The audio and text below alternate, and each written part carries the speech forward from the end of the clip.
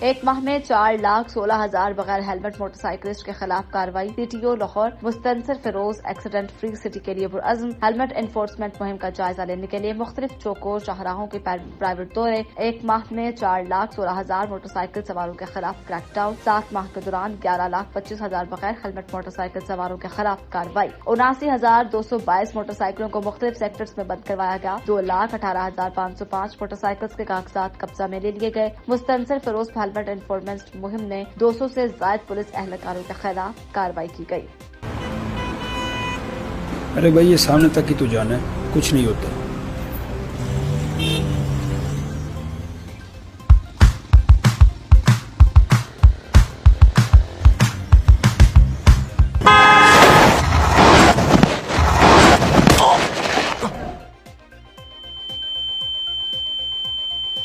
علی